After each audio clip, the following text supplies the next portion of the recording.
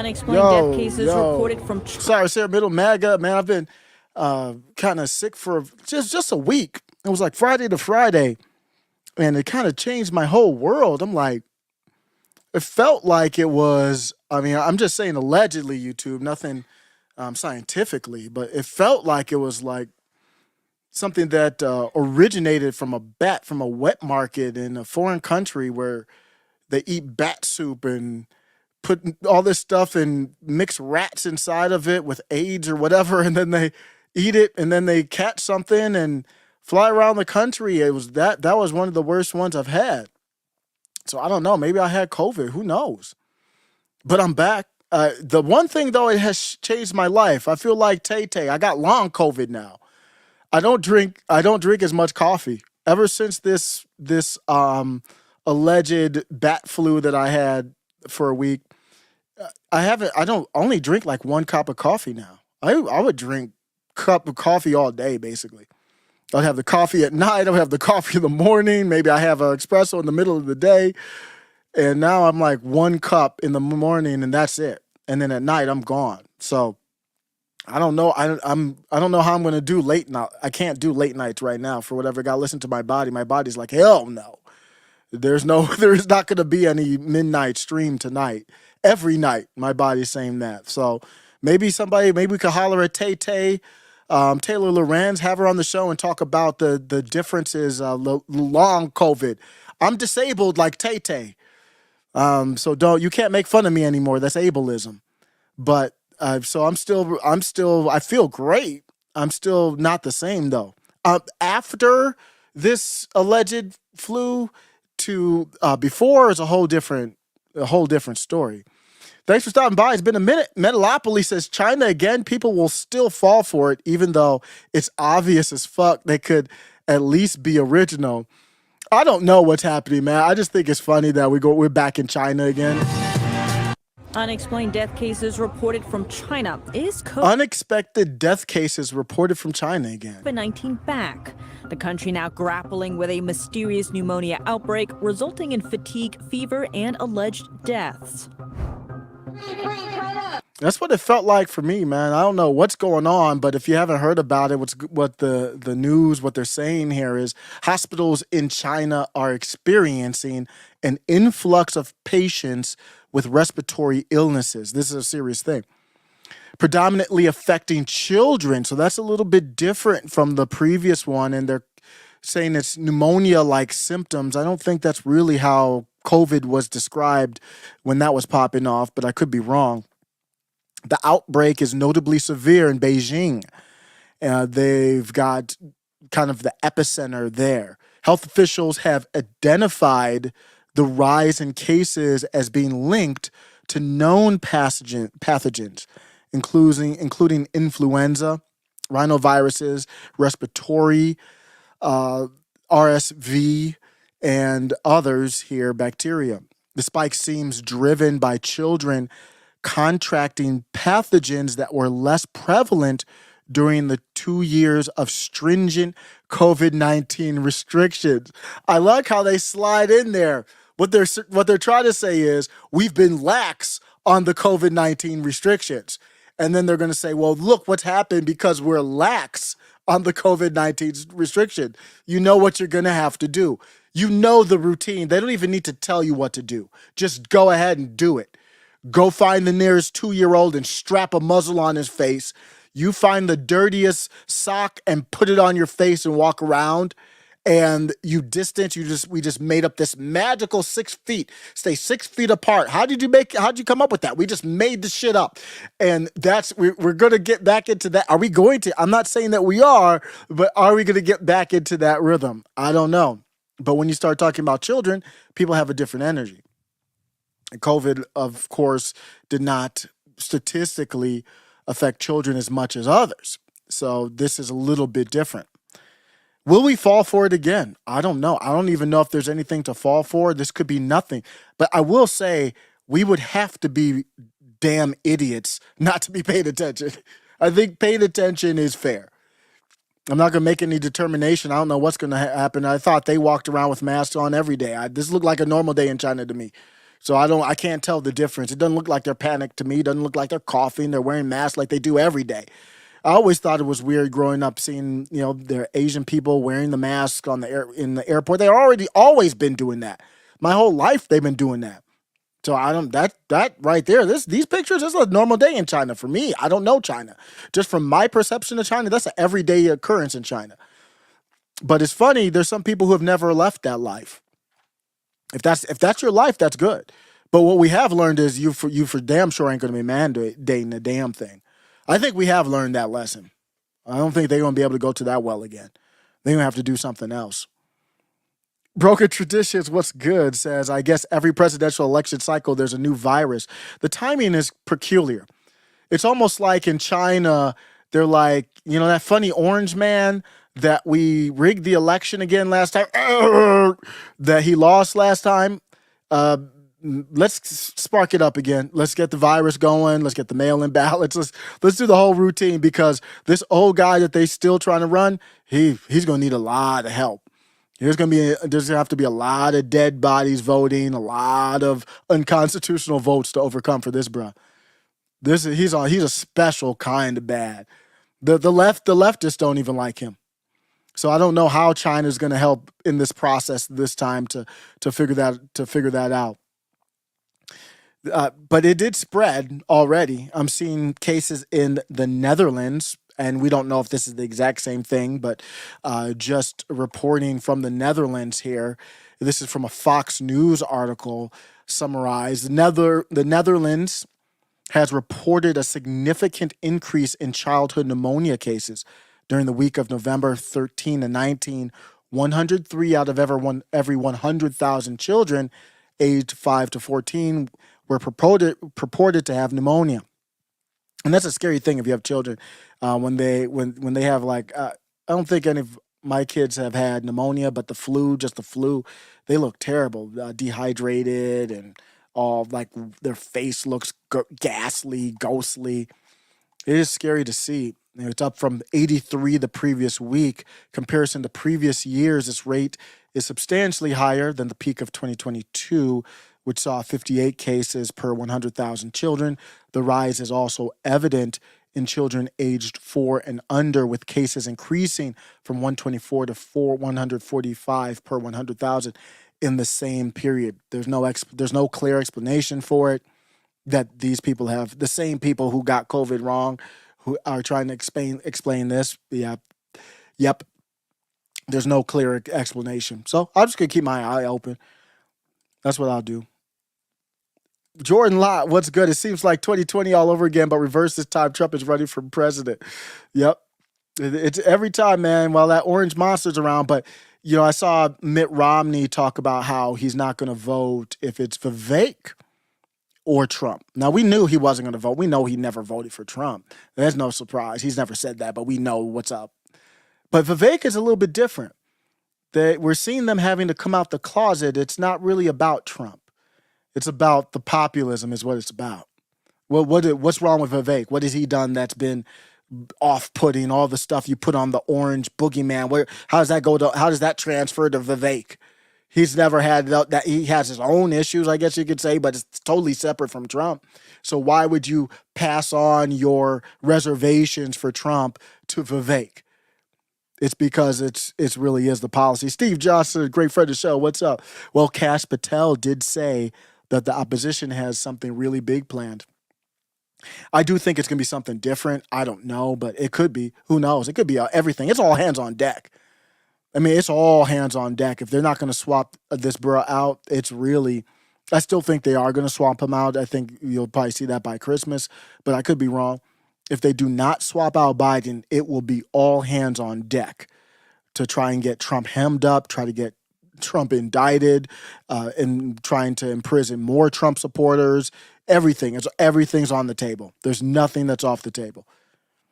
Metalopoly says it was the Netherlands hit before or after they elected their new anti-immigration PM. Yeah, what's his name?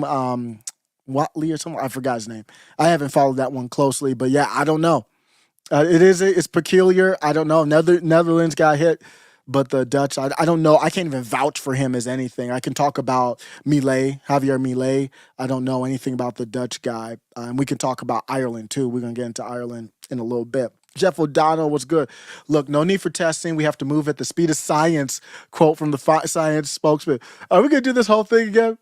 Are we going to do, Jeff, are we going to do this thing? Remember when Jon Stewart, one of my favorite clips of all time, Jon Stewart was like, he set it up so good too. He was like, science, I love science. And I honestly mean this. I think we owe a great debt of gratitude to science. Science has, in many ways, helped ease the suffering of this pandemic, which was more than likely caused by science.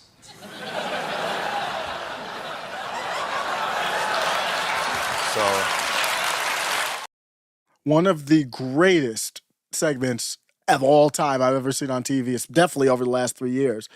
Remember I said it was like it felt like the little flu I had, it felt like a bat, like some type of old disease-ridden bat.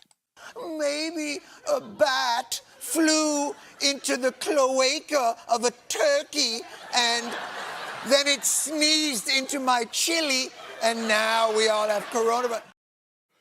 Yeah, it's like, and he was like, who could we ask? He was like, are we going to do this again with China? Like, who could we ask about this pneumonia in China? There's a chance that this was created in a lab. There's an investigation. A chance? Well, but oh my if there was God. evidence, I'd love to hear it. There's I just don't know. a novel respiratory coronavirus overtaking Wuhan, China. What do? Oh, you know who we could ask? The Wuhan novel respiratory coronavirus lab. The disease is the same name as the lab. One of my favorite, the disease is the same name as the lab. The disease is the same name as the lab.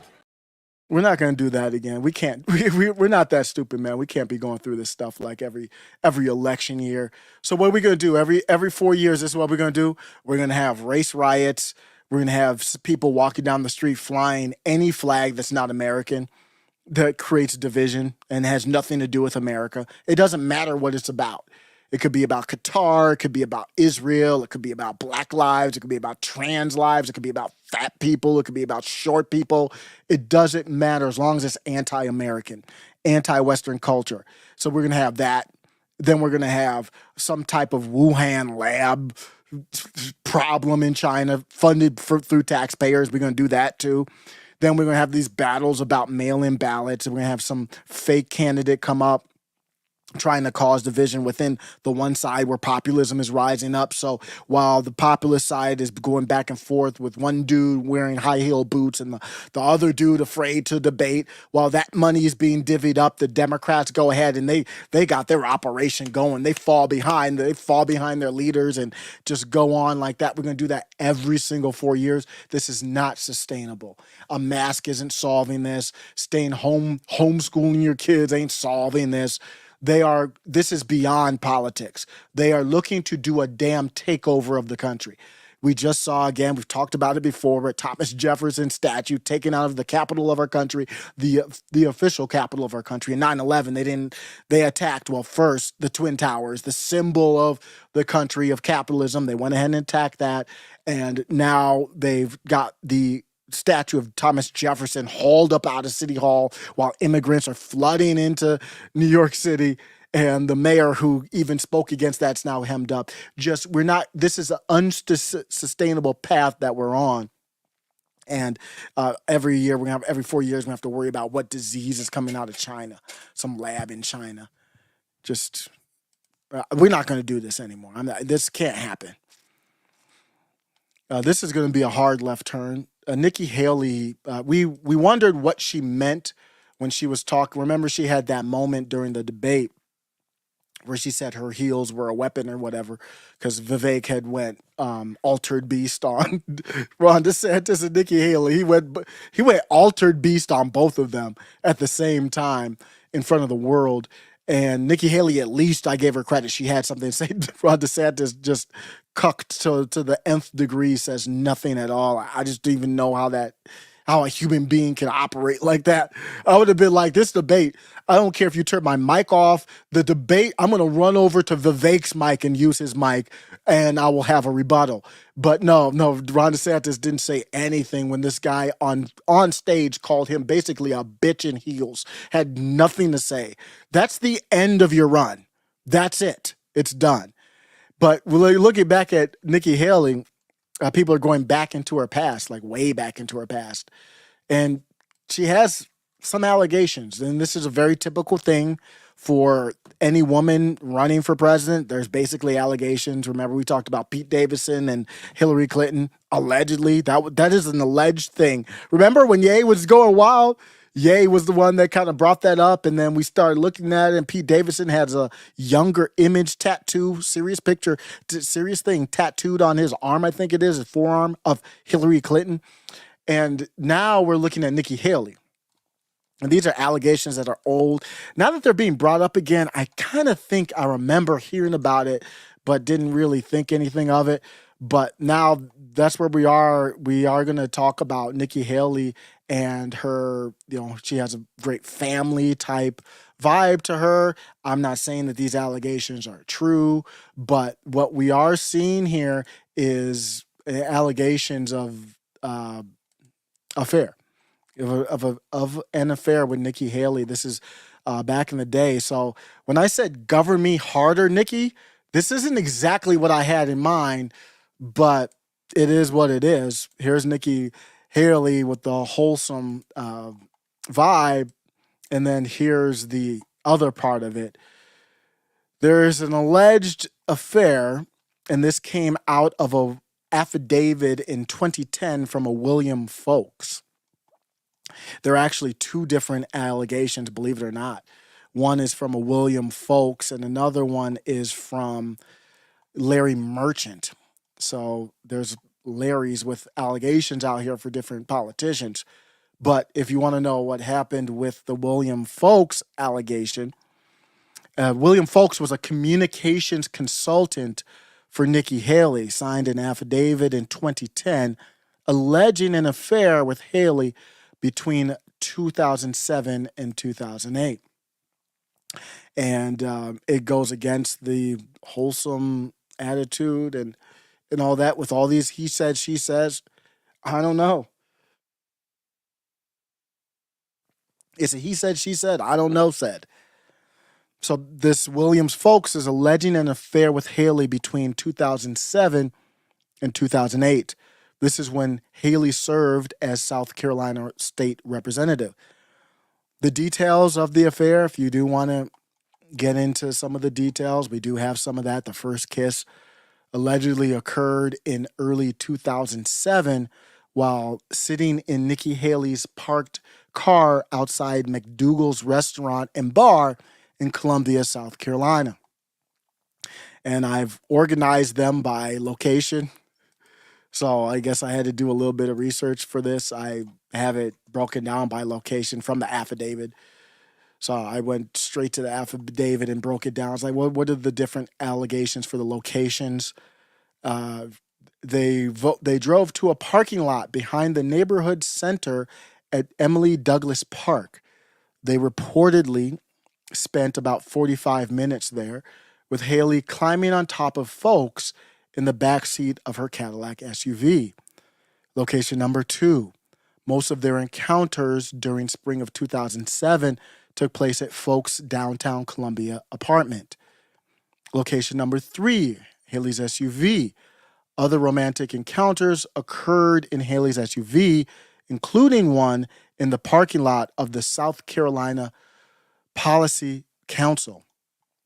Location number 4, Haley's State House office. Some encounters took place in Haley's office at the State House, allegedly. And I've become a fan of the foibles of these politicians. If we can't vote them out, if we can't get rid of them, why is Nikki Haley even a thing right now? It's because millionaires funnel money to her, and she's spending all this money. Same with Ron DeSantis. Why are they even a thing? They're not small dollar donation type candidates. They're big dollar donation candidates. They're there to talk about big dollar things. If they're going to be there and there's not really anything I can do about it, at least we can talk about how they like to get their rocks off. At least we can at least agree that they have fun. You can say whatever you want about them, but the Republicans, Democrat, wholesome issue, wholesome vibe, not wholesome vibe, they like to get down. Duration of the fair began early in 2007, ended in June. He has allegedly phone call records, texts, appearances, and the rest. He said he had to end the affair because he began dating his now wife, Katrina. So that's Nikki Haley, and you can take from that what you wish. I just want to give the news because if you hear Nikki Haley jokes, that's what they're talking about. I think it's also important to remember. So when I say govern me harder, she's that Mortal Kombat. Remember, she was like, finish. She was talking about Iran, finish them. And she talks about Hamas in that way. She was talking about, well, if you're going to be online, you're going to have to use your first and last name so we can find you, basically. And that's what she's about. And this is not what your political figures should be sounding like, just in case you didn't know. Finish them. Hamas. Finish them. Hamas did this. You know Iran's behind it. Finish them. They should have hell to pay for what. Finish them. Hamas did this. You know Iran's behind it. Finish them. They should have hell to pay for what they've just done. This was an attack. Impressive. I like. Remember, Sub-Zero wins. Babality. Finish them. Hamas did this. You know Iran's behind it. Finish them. They should have hell to pay for what they've just done. This was an This is what I needed. I need that evil villain laugh. I need that evil. This is Nikki Haley. Nikki Haley is going to be like, finish him. Like, are you grabbing a gun? Like, are you going to be a part of this? Or is it like everybody else's life that's on the line? How many lives need to be finished over this? Jordan Lott says that he went to a Cornell West rally. That's dope, man. How was that rally? Jordan Lott says, guess what, bro? I went to a Cornell West rally in Salt Lake. It was kind of dope, but I probably won't vote for Brother West, but he's dope. The 2024 election is going to get crazy. Yeah. Cornell West is one of those emotional leftists that I don't trust. I don't trust anybody who brings up race in the way that he does. And that's what happened with the Jimmy Dore stuff. Jimmy Dore rolls in circles where they throw around the race card real quick and easy. So what that means is, Jimmy, you're going to get that card. When they disagree with you and they can't beat you on the merits, Jimmy's a hard one to beat on the merits. Unless he's just completely wrong about like the take he's got, which is rarely happens, it's very hard to beat Jimmy Dore on an argument. So what you'll do is you'll go straight to the race card, like Nina Turner did, and you saw Cornell West did as well when they went at it. So that's good. I don't wish anything against him. Go do you, Cornell West. I just don't understand how you're running for president, but you're talking about Palestine. What does that have to do with running for president? You're supposed to care about the workers. You're supposed to then be about the workers. Then, what does Palestine have to do with labor in America? You should be on a podium telling people, where is your energy right now? Our energy should be here on these labor issues, whatever labor issues you want to talk about. So they all talk about they're about labor. They're for the common man. They ain't for the damn common man or anything. When the leftists kind of wave goes in one direction, they all go in the same direction. They all got the same take. They all go in the same direction, and there's no independent thought there. So that's my problem with Cornel West. He's not an independent thinker. He goes with wherever the waves. Remember the Tennessee Three? He just went with the Tennessee Three, and they sounded like buffoons. They're talking about black and trans and all. Like they didn't have a coherent message at all. But they're black and they're on the left side, so I've got to go ride this wave. That's why you saw Anna Kasparian say, I don't want any part of this anymore. Because I don't want to ride these waves. Because if you have to ride these waves of every leftist cause, then what happens is you turn into Emma Vigeland, And Emma Vigeland can't go on a show like Tim Pool, even though she went on the Culture War and looked like a fool. You can't do it because you're just riding a wave to ride a wave. You don't have any type of independent, authentic thought. And that's my problem with Cornel West. Jimmy Dore is the complete opposite. Jimmy Dore, I support 100%. Jimmy Dore can have a take on the fly. Jimmy Dore was on with Tim Pool, and that's a very big thing.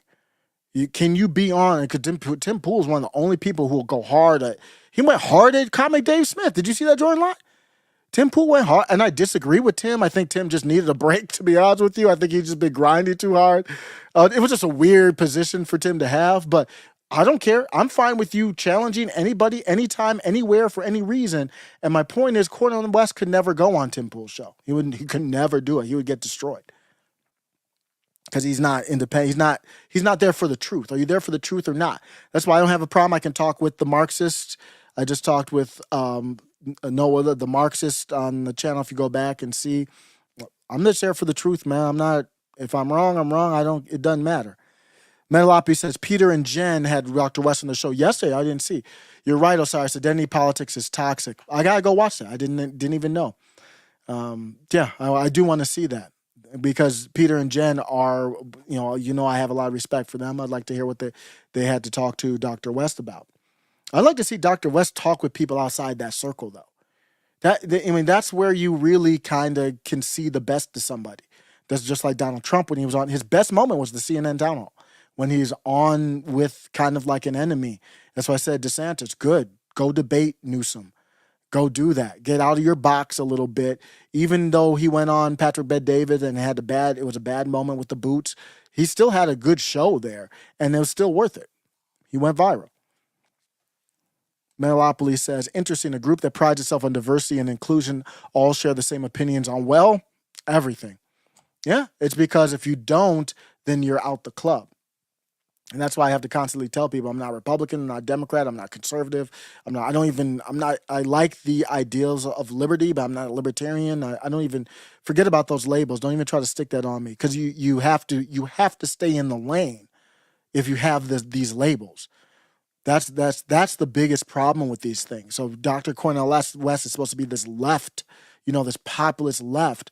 So anything that's a populist left topic, he's supposed to agree with them on.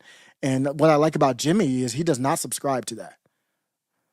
Dave Smith is so dope. Did you see Dave Smith on with Tim Pool a while back? They had was it heated? I don't even know what you want to call it. It was Tim. I think it was just Tim being tired. To be honest with you, that dude. Do you know how hard it is to grind like Tim Pool does every day? I think that's what it was. Because I saw him on some other shows and he was all about the Obama letter, and his energy on it was just like, wow.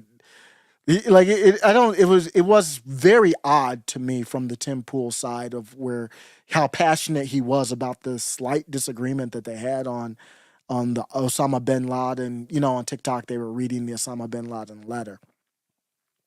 Metalopoly says, I called Jen out for using the term causality. What is that? Apparently she thinks it's impossible to be racist towards white people. Yeah, and I like Jen, and that's just a leftist mindset. It's an emotional mindset. There's people on the libertarian side that have that same mindset. There's libertarians that use the term white supremacist, and I was just chatting with them today, and I'm like, if you're using the term white supremacist, you're taking an L. You're just making up a term. Like, why does that have to be a term? And then they say, well, don't you agree that there's some people who think because of their ethnicity, they're better than others? I'm like, yeah, I guess. So what? I don't need to have a term for that. I disagree with it. I don't need to label it as a term to use as a weapon or hide behind. But I want to I'll let them defend themselves. Jordan Lott, Utah's going to host a presidential debate, but I doubt there will be debates. Not if it's Biden and Trump. There's definitely not going to be any debates if it's Biden and Trump. Now, Newsom, I think, is eager to debate. Newsom's younger. He wants to get out there. He has no problem debating. We'll see how this goes with this. When is it? Is it Friday? Oh, it's Thursday, I think. It's the 30th, I thought it was, that debate. So it's only in a couple of days. We got the Newsom DeSantis debate. If it's Newsom and Trump, then I think there could be a debate. It's a higher probability. If that were the case, it would be Trump. It would be the one that doesn't want to debate. Trump versus Biden, neither one of them want to debate. So they neither one of them are going to debate. They both are motivated to not debate. I mean, you got two 80-year-olds. Why? I mean, basically, why do they want to do? Why would you want to do that? New York passed a bill in May to defend fat people, and I'm just here to say, just for the record, middle MAGA official statement, I am pro-fat. I have no problem with the fat. If that's the way that you want to roll, I would promote. I would challenge everybody to live the healthy life, however they want to define living a healthy life. But we do know for sure now that New York is defending the fat, and it's what we're seeing here with this is I'm going to read a little bit about what that means. They're defending the fat and the short. So that's where New York is right now. New York's doing a lot. They're doing a lot. They got this hate bill. They got the quarantine bill or quarantine executive order powers coming back for lockdowns. Just the ability to do lockdowns. They also got this media. This bill, I think it might be an executive order. I didn't even read it, so let me not speak on it. But yeah, I saw the headline where they're doing some type of part of the educational process is to weed out those people you don't trust online. So they got a lot going on, and almost all of it is unconstitutional. Like damn near every single bit of it. But if New York wants to, support fat people, then go ahead, man. I mean, that's your prerogative. I think this should be. I don't think this is a good thing. I really don't. But this is New York. New York City is on the verge of becoming the nation's largest city to enact weight-based discrimination laws. The city council recently approved a bill that adds a person's weight to the growing list of characteristics protected from discrimination. Michigan, Washington State, and the District of Columbia already prohibit it. Similar measures are being considered in Massachusetts and New Jersey. If signed, the law would prevent employers and businesses. No, this is already signed. Is this an old video? Let me double check. Yeah, from 6 months ago. It's already signed and it is active. Signed May 26th, and it is active now. From being able to discriminate against a person for jobs, housing, and access to other public accommodations. Dr. Rebecca Poole joins us now. She is the Deputy Director of the Rudd Center for Food Policy and Health at the University of Connecticut, as well as a professor in the Department of Human Development and Family Sciences. Dr. Poole, thanks very much for joining us. So what did your research actually find regarding how prevalent weight discrimination is here in the U.S., and where does this discrimination occur the most? Well, what we've observed from about 15 years of research is that for people with higher weight, like obesity, the prevalence of weight discrimination ranges from about 19 to 40%. Typically, we tend to see rates are higher in women than they are for men. And so this is a very common form of discrimination, and yet almost everywhere in the country it remains legal. So what is being done to combat this? Well, so far, broad-scale efforts to reduce weight stigma have been slow. We've seen increasing efforts in the medical field to educate healthcare professionals about weight stigma and how it affects their patients and clinical care, but we have... So are we putting effort towards putting down the fork too? Or are we just putting efforts towards not stigmatizing those who haven't put down the fork? Haven't seen as much focus on this issue in the context of employment. And that's why this new law in New York City is so important, because it targets employment directly. More broadly, though, there's a lot of work that needs to be done to shift societal attitudes and to implement policies that really ensure that people of all bodies... The government's job is to shift societal attitudes? Policies that really ensure that people of all body sizes are treated equally and with respect. Well, several states have either enacted or are considering enacting laws to fight this type of discrimination. Is there any way to tell, are those measures working? So to date, the legal landscape is pretty... The president will go on live TV and completely annihilate and discriminate and every day, but the Reg Sermon speech, and just completely ostracize a whole voting group of people based on their beliefs. Peaceful, law-abiding citizens based on their beliefs. And when it comes to fat people, that's what needs to be protected. That's the concern in New York City. Obviously, you have to look at the intersectionality. If you're fat with the red hat, that doesn't matter. You're just fat and you get ostracized because you're one of those maggots. But if you're fat and you're against the red hat, we've got a bill for you. Barren when it comes to weight discrimination. As you mentioned earlier, Michigan passed a state law, and that was back in 1976. And that law bans weight discrimination and essentially added body weight as a protected characteristic in its state civil rights statute. Now, Michigan really has been the only state to have legislation like this for decades, and there is some evidence that that legislation has been effective. So we see lower levels of weight-based employment discrimination, particularly for women in Michigan. And there are also now a handful of cities across the country that have passed local laws as well. So there is some evidence that this can be an effective preventive measure to prevent weight. So on the screen, they say effects for people experiencing weight stigmas, increased eating, gym avoidance, higher stress levels, reduced eating self-efficacy. So are you blaming other people for eating too much, avoiding the gym, your own stress levels, and the reduced effectiveness of eating less? Now that's somebody else's fault? Discrimination from occurring in the first place. All right, Dr. Rebecca Poole. Dr. Poole, thank you so much. I mean, if you really love fat people, you'd tell them to be, first define what you think is healthy. I'm not going to define what healthy or good is for you. You go ahead and define that, and you reach for the stars. You can go back on the channel and you can look at me. You can look at my, pudgy here, pudgy there. It's an everyday battle. Put down the ice cream, put down the fork, stay away from McDonald's. That's what I can do for you. Just so what does this mean? Does that mean the New York Knicks have to hire me on as a basketball player? You can't discriminate against me because of my age and how fat I am. I'm fat and out of shape. And so if they don't draft me, is that going to be a problem? Do you have to have fat models? So now when you have models and they're trying on and they're walking down the runway, they already got them in there. So I guess they've already kind of worked that in. But are you required now to have models of a certain size? What about police officers? We've seen how well it's gone for these fat officers. I saw a video on X. 4 overweight women. This is not a lie. I'm being dead serious. I believe it was New York. I forgot where it was. There was a guy who they had him hemmed up against a wall because he had allegedly stole something. Well, since when do they hem people up against a wall for shoplifting now? So that's probably the first red flag. But this is what I saw in the video.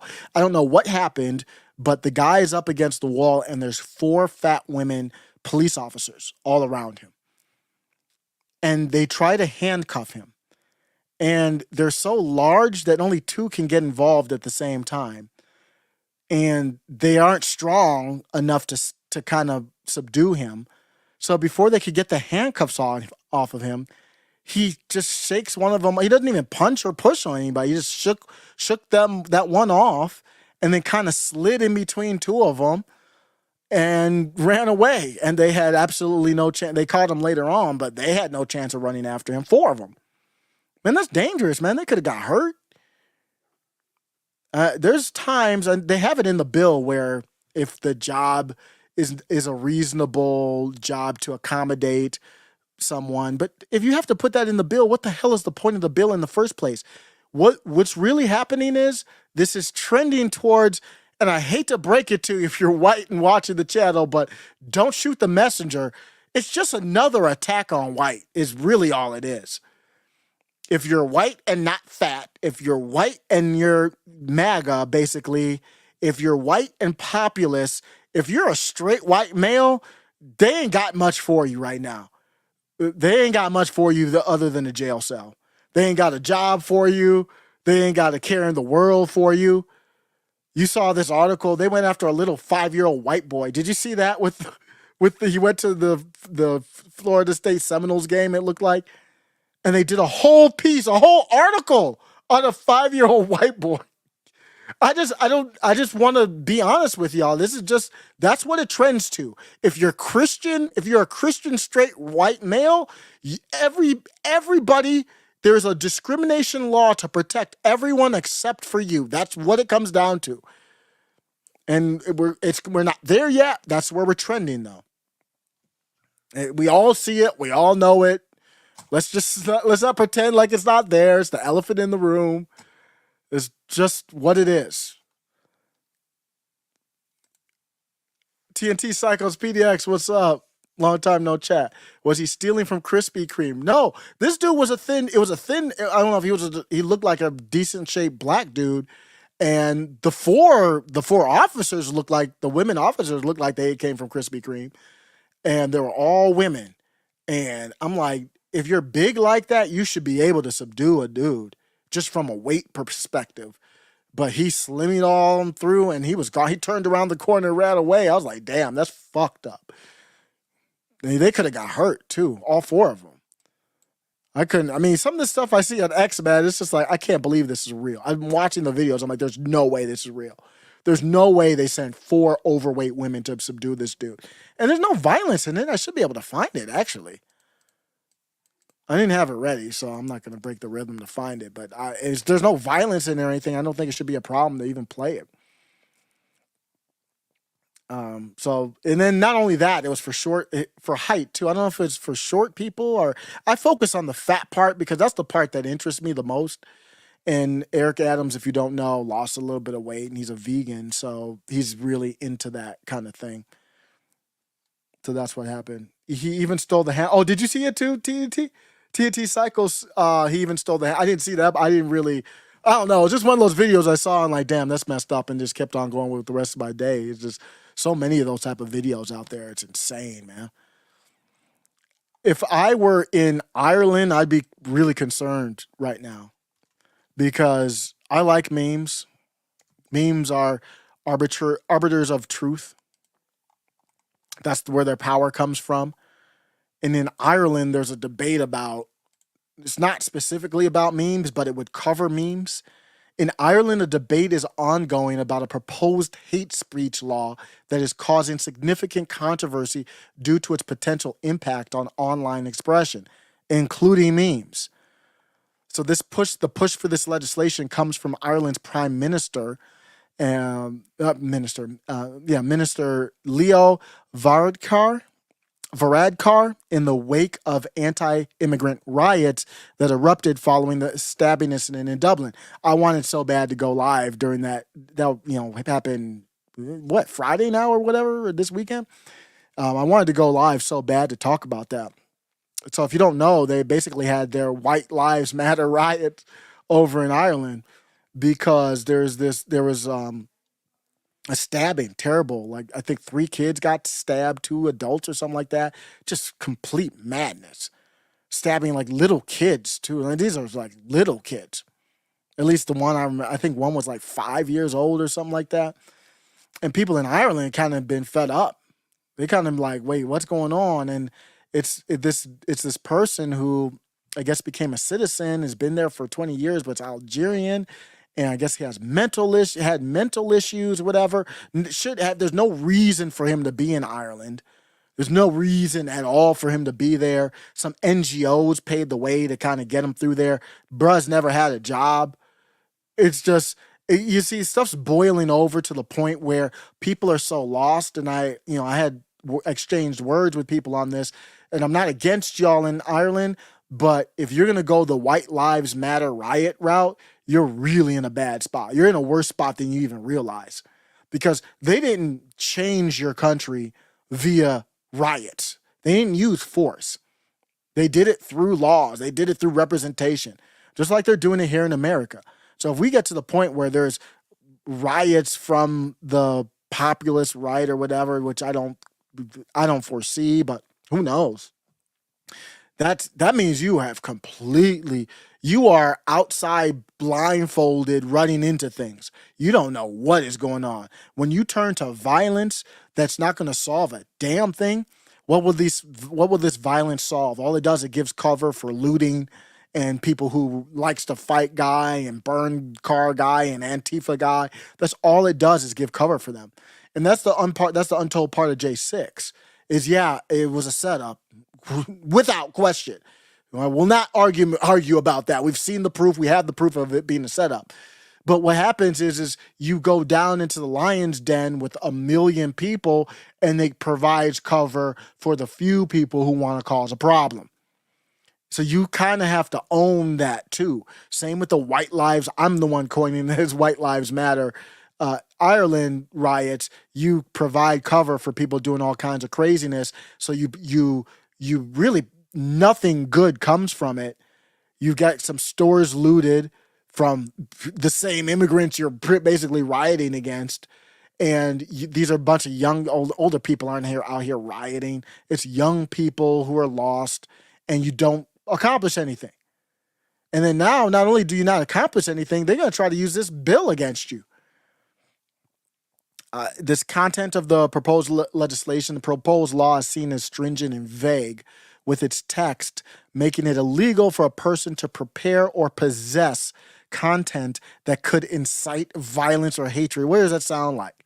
Same thing that's happening in America that's not organic. That's the same push that's all calculated. Who's behind it? I don't know. But obviously it's all calculated. The verbiage is the same.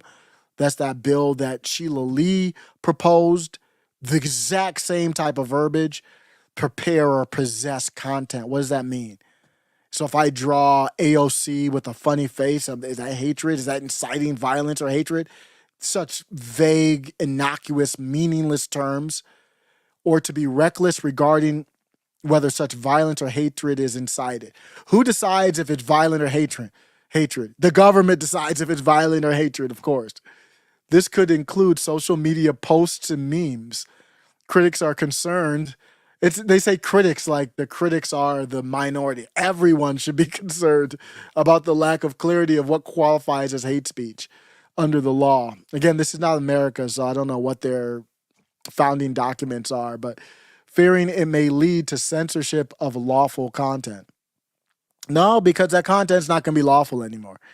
Penalties for violating this law could include fines and prison sentences of up to 2 years and possibly up to 5 years for certain offenses. So they have this vague definition of hatred. It does not clearly define hatred, simply stating hatred means hatred against the person. They're defining the word with the word. Hatred means hatred against a person or a group or persons in the state or elsewhere on account of their protected characteristics or any one of those characteristics. This lack of a clear definition is a point of contention. So basically, what they're trying to do is the wrap-up smear. You are the ones trying to call us out for the poor policies. Then we're going to make it illegal for you to call us out for the poor policies. And who's going to help us in this endeavor? Obviously, the press will, because the press will say Colin McGregor or whoever said this hateful thing, and then that gives them the ammo to do the hate law on top of it. That's where they're at over there. Mike has bad needs. What's good? Says it's purposely vague so they can use it against anyone. That's all. That's what the hatred is. It's hatred against anybody who doesn't like what we've done. Anybody trying to point out what we've done, that's hatred. So we're going to have to lock you up. But U.S. isn't far being. What happened to Douglas Mackey? He got locked up for, 7 months for, I think it's 6 or 7 months for a meme. So America through New York, same type of thing. Metalopoly says, funny how sometimes, anytime something terrible happens, the left-wing governments always end up using the incident to gain more power. It's something bad happens and the government gets more power somehow. Every single time. So the weather, there's something wrong with the weather. Okay, what do you think? Let's just assume there's something is wrong with the weather. What do you think the solution is? The government gets more power. The government gets to control your carbon out, your footprint. So if you're using too much carbon, you can't drive or you can't fly, or the government gets more power. Of course. Of course it is everything. What happened? You think J6 was an insurrection. What happened? The Capitol Police get field offices all throughout the country. They get more power.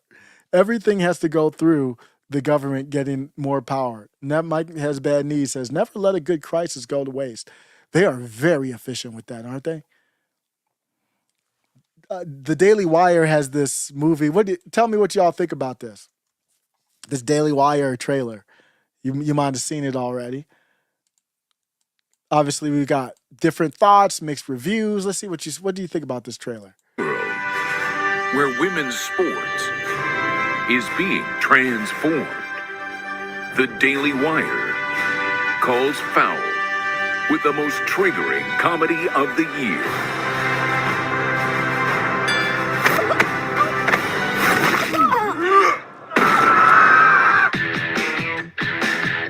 Guys, this is serious. Sports can be your pathway to a better life. Well, like yours? Please don't steal my catalytic converter again. Winning matters. It's the key ingredient in becoming a winner. Maybe you should try it sometime. Are you gonna move? I am not. Let's cut to the chase. I know you're not a woman. Hey, you don't know how he identifies. If you can beat them. What do you know about the U.S. Opens for the Global Games? You want us to compete as women. $5,000 prizes. My lover says you were a great coach back in the day. Join them. This is the way the world is now. My 8-year-old daughter told me all about it. So a guy can become a girl with no physical changes at all. Oh, that's called gender fluid. So I can be a woman on the court and a man in the bedroom. I can't believe it. Nice. You mean when you're sleeping? Yes. Coach? Alex, we could play basketball. We'd have to get the whole team back together. It's time We're in. I'm in. I'm in. to play Lady Balders. Man up. like a girl. Guess what? I'm with her. Believe in my truth. This is my truth. From heroes Day one of being a girl athlete. I love being a girl. to sheroes. We could dominate every woman's sport. Running, swimming, soccer. I said sport, Felix. It's ladies basketball, boys. Nobody watches. Excuse me. Are these seats open? Never mind. Getting dunks.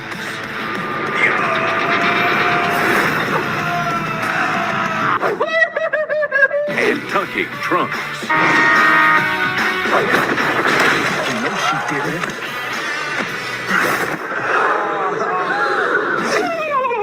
That's the biggest I've ever seen on a lady. I don't care. Lady ballers.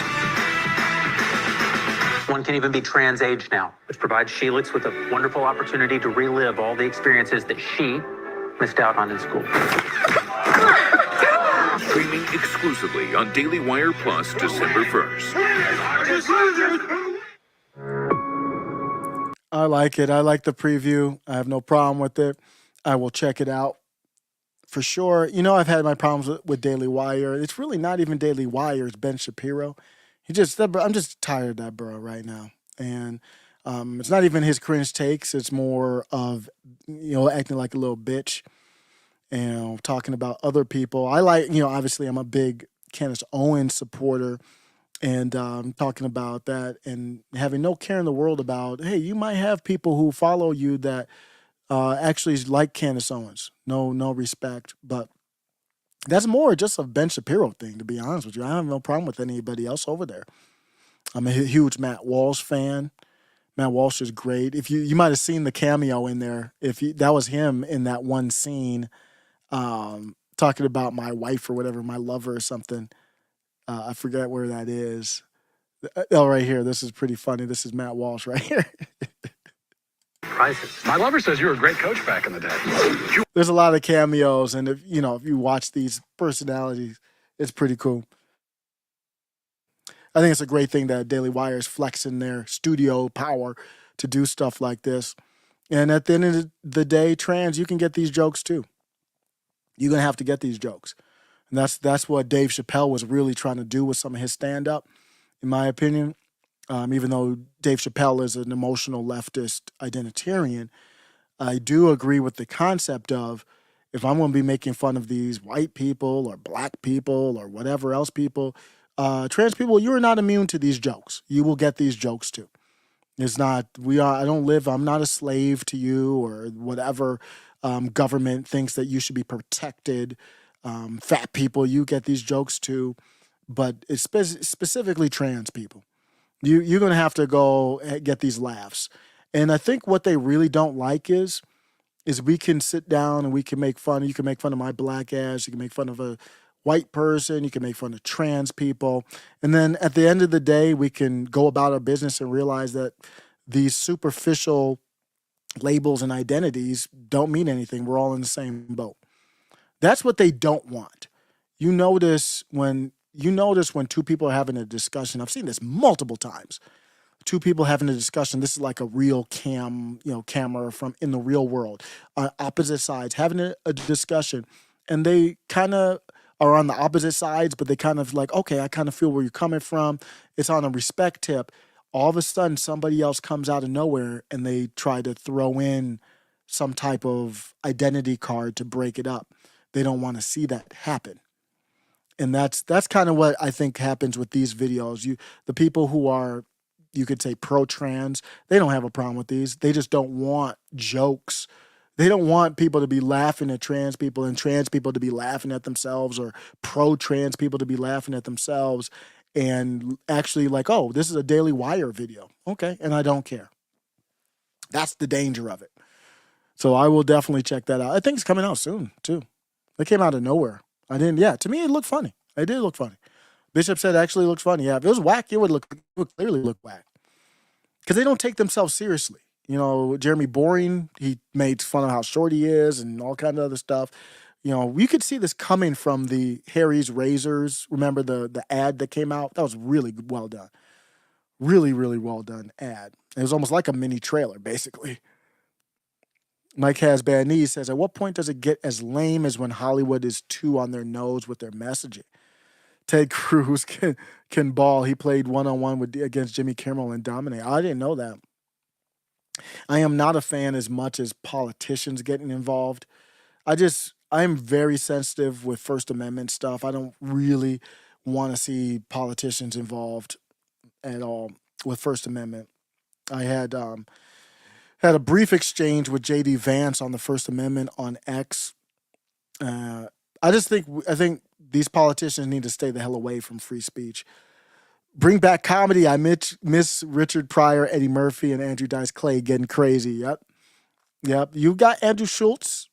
I think he's doing a new tour.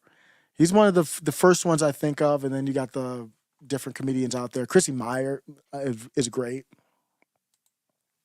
So you do have people out there still trying to make jokes in a way that makes fun of everybody. Donald Trump talked about how Zelly would pull up in a yacht. And I was like, wait, what? I didn't know what he was talking about. Trump always does that. He always drops in these hints of things. And these are stories that he knows or read. And I'm like, wait, I didn't even hear that one. Where do if Trump says something, he got it from somewhere. He does not make any of this stuff up. As I look at the sidewalks are all cracked and dirty, and yet we spend hundreds of billions of dollars, we spend trillions of dollars giving that money to foreign countries, and we don't even know where it goes. You'll learn where it goes when you see these beautiful 400-foot yachts pulling up to the dock. Someday, how did he make so much money? Let's not talk about it. You'll see what's going to happen. Donald Trump's still out here. He's still talking about stuff he's not supposed to talk about. He said, you'll find out where your taxpayer money went when these dudes pull up in the yacht. Where it goes when you see these beautiful 400-foot yachts pulling up to the dock. Someday, how did he make so much money? Let's not talk about it. You'll see what's going to happen.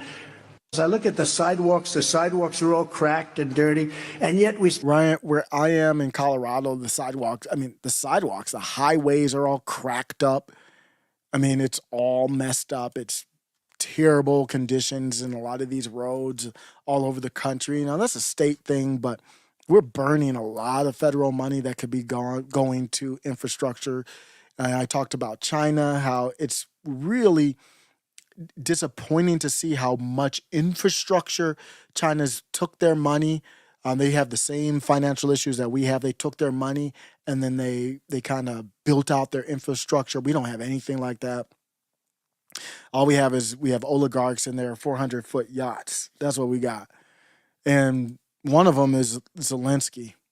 There's an article from the Islander that says it pays to be friends with Zelensky. How $75 million yachts reveal the huge and sudden wealth of Ukrainian leaders' inner circle from the Islander, along with and then I have some of these quotes. So, alleged purchase of 2 luxury lots. This is what Trump is talking about. He's always talking about something. So I went online and it's like, wait, what is this bro talking about this time? And there's multiple articles. This is the one that I found, but there's multiple articles about this out there with the money. So we're sending all this money overseas. It's just, it's brutal to watch. I'm just putting that article up there as just to see, and then I'm going to read my summary of it. Boris and Shuri Sheriff, close associates of Zelensky, implicated in the yacht purchases. Allegations of diversion of Western aid for personal luxury.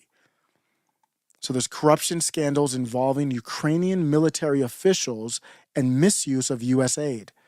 Keep in mind that thousands of their young men have died in this war. Not just the U.S. tax dollars going over there. U.S. tax dollars funding the death of Ukrainian young men, and on the back end, the military leaders allegedly with $75 million yachts. Their rise to prominence of Boris, and I don't even know how to pronounce Serhiy, Shuri, their rise to prominence and power, questions about corruption and misallocation within Ukraine's elite. So this one dude, Shuri, had a role in managing Zelensky's offshore network and property purchases in London. Must be nice. There is Zelensky and associates' lifestyles undermining trust in Ukrainian governance. Global implications of Ukrainian corruption is all what we're seeing here. So the background of these two, they share a same hometown and a deep personal bond. I wonder how deep their personal bond with President Zelensky goes.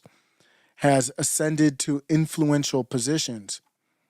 Their rise through the Carvalho 95 studio and their indulgence in lavish lifestyles amid the harrowing realities of war and Ukraine's provocative role in the conflict draw attention to potential corruption and resource misallocation.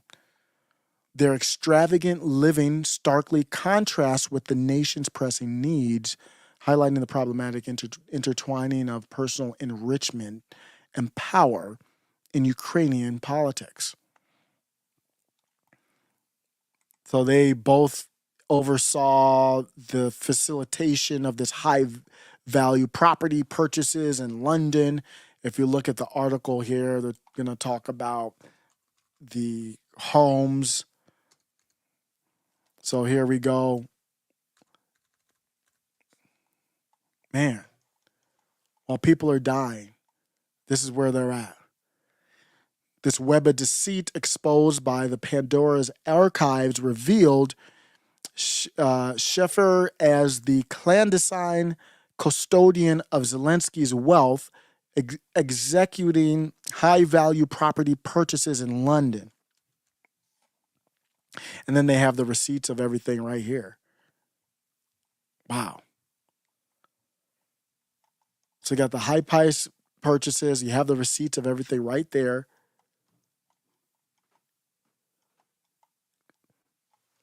So they're basically running the finances for him. And they acquired a lavish 3-bedroom apartment on Glenworth Street in a luxurious 2-bedroom flat. I can't independently confirm this. This is all allegedly, but this is actually very modest. This is actually probably modest compared to what I would expect from them. Mr. Start, Cyan, great friend of the show. What's up? Cyan says $10 super chat says Mr. Start will rewatch censor the following afterwards. So I take it since COVID-19 failed to affect young children, so China released 2.0, allegedly, just in time for the 2024 elections. We'll see. She's starting it over. Yeah, it is. I don't know what's going on, but it is interesting that this one seems to affect children more. It is also predictable. Troy Mafia, what's up? Yo. They stole, and then on top of that, they stole Putin's yacht too. Yep, a lot of the Russian oligarchs. That was a concerning act. So everything that they do to these foreign officials, they do to citizens. And putting citizens on no-fly list, that's a thing now. They could definitely commandeer your house or whatever else if they want to. We know that. Instagram, we saw recently, they had their own advertiser type of controversy. And if you don't know, let's talk about X for a second before I get into Instagram, because I haven't talked about X. If you don't know, X has been put under a lot of pressure recently in regards to their advertisers.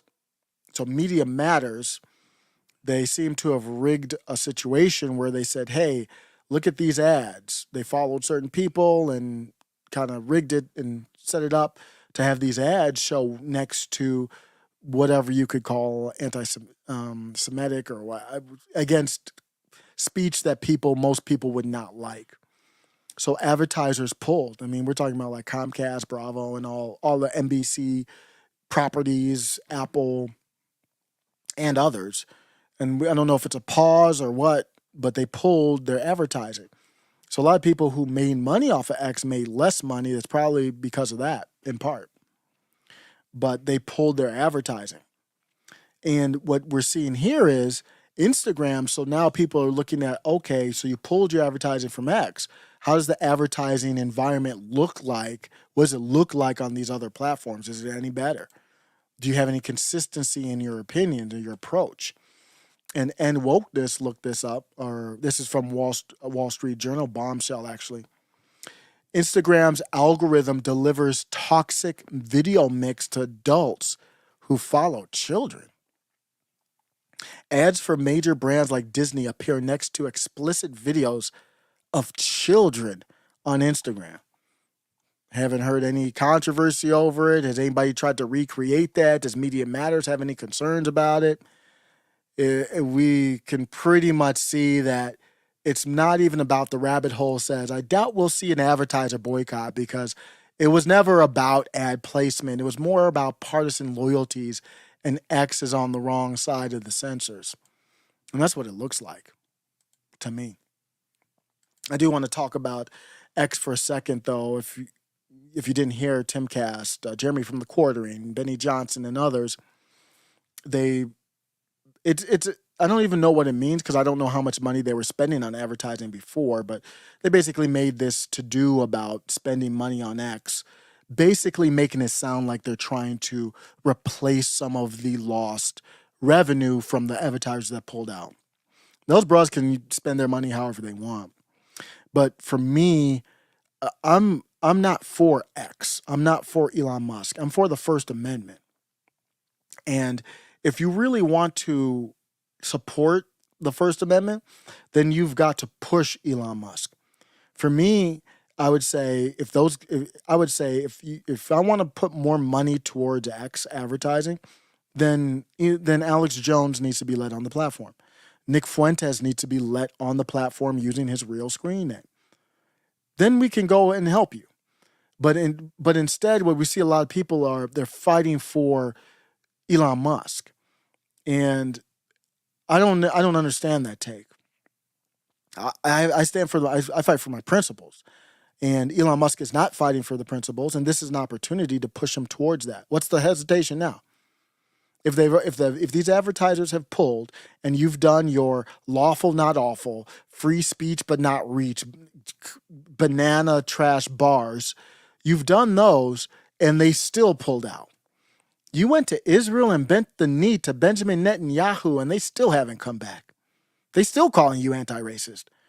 You could have a sex tape with you on your knees sucking off Benjamin Netanyahu and they'd still say you're anti-Semite. So now, even with all that, you still won't go to the First Amendment? The authentic take to me would be like, okay, since y'all pulled out, F y'all. I'm going straight full on First Amendment. What's the point now? What am I holding back for? Y'all are gone. Anybody with me, so the only people who are with me, the people who will rock with me. Bye. And I'm going full First Amendment. No, you don't hear that. And then the other question is, what's the purpose of Linda Yaccarino? What purpose does she serve? When she came in, she had the boycott, the kind of freeze. Then they came back. Now you're seeing advertisers go again. What is her purpose? I thought she was supposed to be an advertiser guru. She's supposed to get the advertisers there. Why? Well, the advertisers are not there. Why? She should be fired. She should be fired on the spot. I don't know what she brings to the table. I mean, that's literally what the sell was on her. I got this sunlight messing with my green screen. That's why it's looking all funny. But yeah. I'm just going through, looking through. Elon needs to free Alex, TNT Cycles PDX says. Yeah. These leftists, I don't even know if they're leftists. These bootlickers. They saw that Alex Jones was basically, he was putting on a really thick sob story about this. He does this all the time, but this one was pretty thick. Like, this is pretty real. Where he was like, I'm not doing the show right now. I got to take a break, and I don't know if I can do this anymore. Here's Alex Jones, and these bootlickers are actually laughing at him for this. And I've been trying my best for a long time.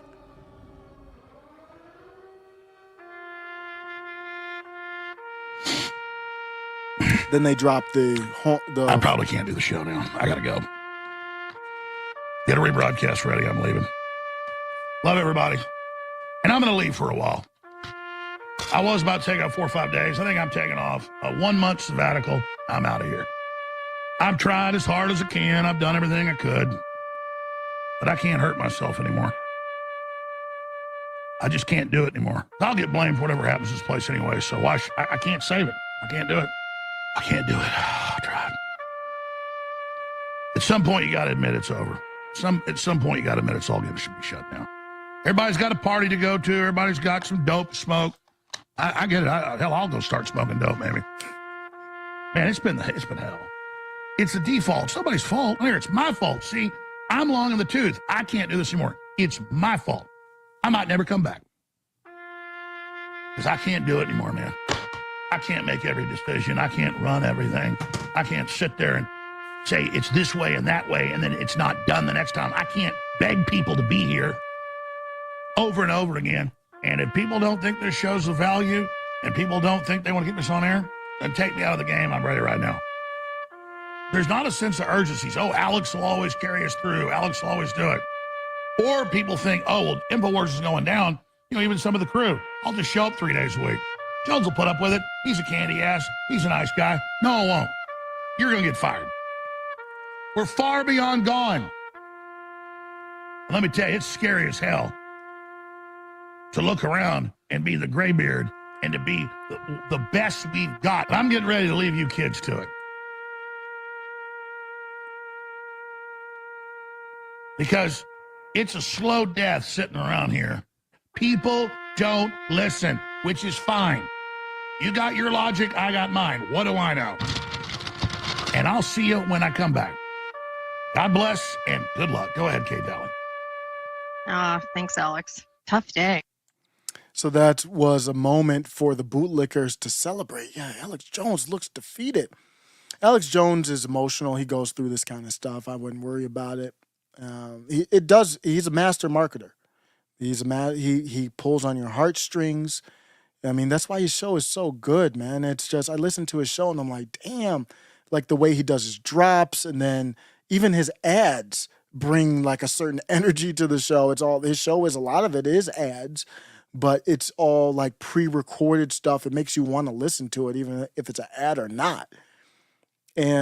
But my takeaway from it is you go to the comment section. I'm replying to that. It's a bootlickers invitational, man. Oh, they are so happy. I should let me show some of the comments. Oh man, they are so elated by it.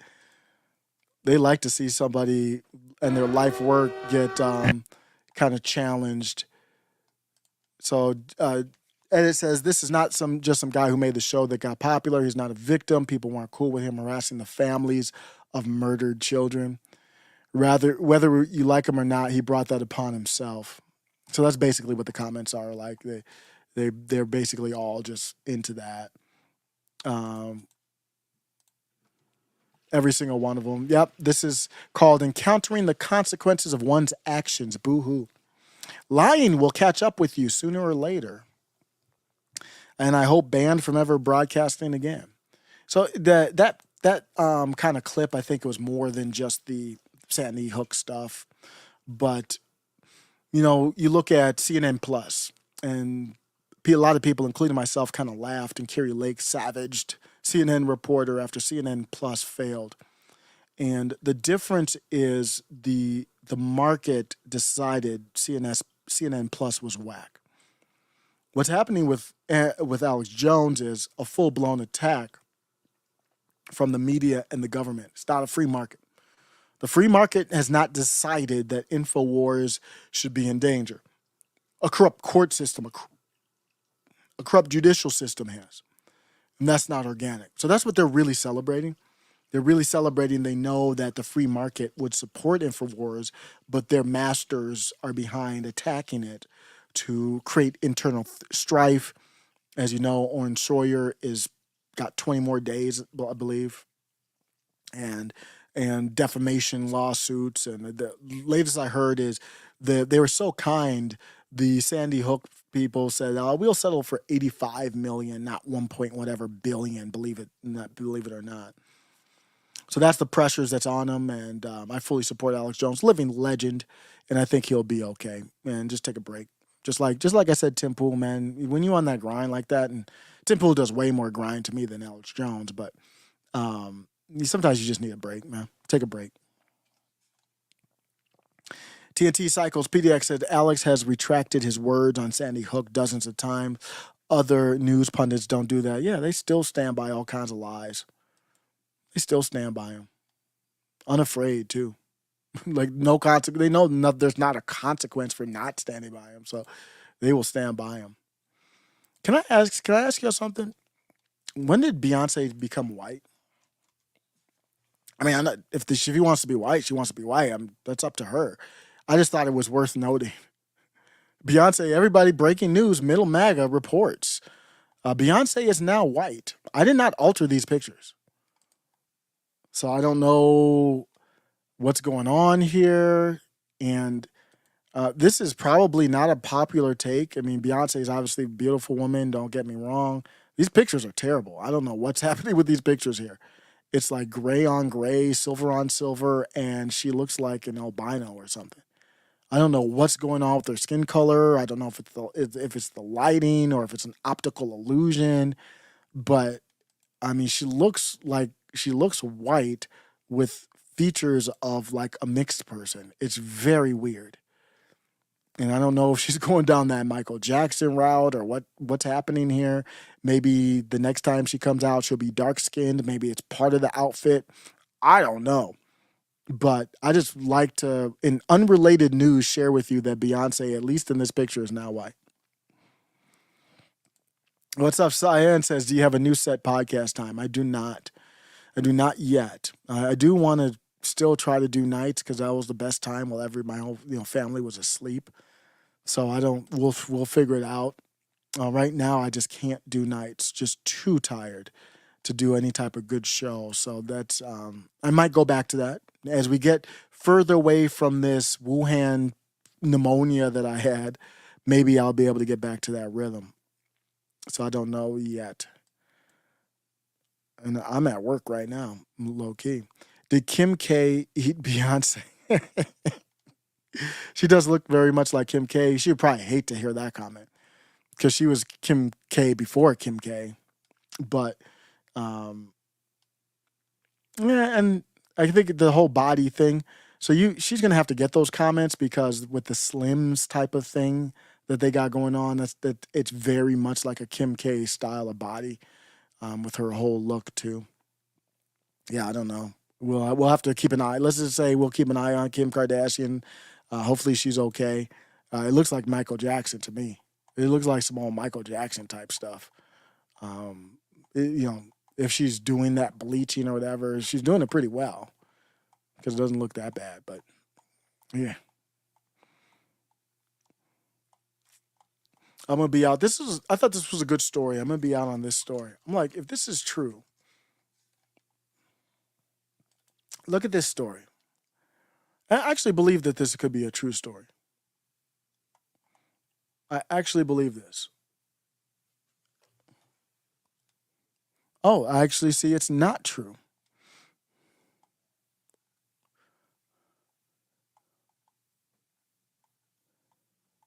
Well, I'm not going to play that. I had a story about an elk. This was actually a good community notes. I see community notes on it now that it's been spliced from a couple other videos, which is good editing. There's an elk on the side of the road, and they made it look like people stopped to help the elk, but it was spliced up. Man, people are doing, that's why I say for every video, I'm like, is this real? I have no idea what's real, what's not. I have no idea anymore what's a true video and what's not a true video. So I'm going to be out here in a second. Let me just read a couple more comments. Is she pulling a Michael Jackson? I don't know what's going on. Maybe it's just me. I don't know what's happening with her. So I thought she was supposed to be pro-black or whatever, but I don't know. For us humans order online Flunada. They took it out of stores. It will wash infection out of your head. I think somebody told me about that. They forgot what the name was. Okay, thank you for that. Flunada. I'll check that out. I saw tons of videos with people accusing her of witchcraft. Maybe she cast an anti-melanin spell on herself. Yeah, I know. I've seen those too. Those videos with that. They alleged demonic type of stuff, and I don't know. I don't have enough knowledge on that stuff to know, but it is interesting to watch some of those. TikTok is really big on those. Yeah, so I'm just looking to see if there's anything I'm missing here, then I'm going to be out. Nothing on a positive note. I see a lot of stuff on a negative note, but nothing on a positive note. Carrie Lake, she's been grinding. Man, she works hard. When she's running for office, she runs for office. I really like that. You still see Nikki Haley and Ron DeSantis going at it. Because Nikki Haley's spending all of her money against Ron DeSantis and none against President Trump. So let me leave out with Steve Bannon. I think it was his birthday yesterday, if I'm not mistaken. I'm just trying to find something positive to leave out on. He was on with Don Jr., and I think Steve Bannon's one of the most important people of our generation. We'll leave out with him. Thanks, everybody, for tuning in. This is Steve Bannon on Triggered with Donald Trump Jr. President Trump is actually leading now not just a political, but a cultural revolution. I think the enthusiasm for young men, African-American men, Hispanic men, when you see him going to this UFC, you see the response at South Carolina the other day, people under 30, minorities that would never think of voting for a Republican. I think President Trump is empowering people. I think his coming back, and when he had the 2020 election stolen, went to Mar-a-Lago, he could have, as you know, gotten back into the business, built the business, done more golf courses, had more courses on the open rota or picked up by the USGA, enjoyed the family, obviously Melania and the children, the grandchildren, all of it. And he didn't. I mean, he was like this Roman general, the famous Roman general Cincinnatus, who returned from the plow to go save Rome again. And I think Trump has inspired people, as you've seen the collapse, everything he's talked about, everything he fought for the sovereignty, not just of nation states, but the sovereignty of the individual citizens in those nation states. I think it's inspired Orban in Hungary. I think McGregor in Ireland standing up the other day. By the way, that one's crazy. And it shows you how far Europe's gone, right? The Conor McGregor, I was going to ask you about that because, you know, this is a hometown hero. I mean, all of Ireland, I've been to the matches with him. And when he goes in, it's nuts. They're investigating him for hate crimes because he said, hey, listen, we're letting some, I guess it was an Algerian migrant stab a young girl in the streets of Dublin. I mean, you know, and they're investigating him. They're obviously going to do nothing. They'll do jack shit about going after, you know, the migrants that do it because, you know, it's a cultural difference, Steve. You know, in their culture, they can stab people in the streets. It's fine. We must allow them to do that to our children. But, you know, I'm wondering if that is just going to take Europe further, where people are just saying enough of it is enough. Because it's not like they're even being, like, reasonable in these positions. I mean, the government is taking an actively hostile position against their citizens in favor of, like, seemingly savages in many cases.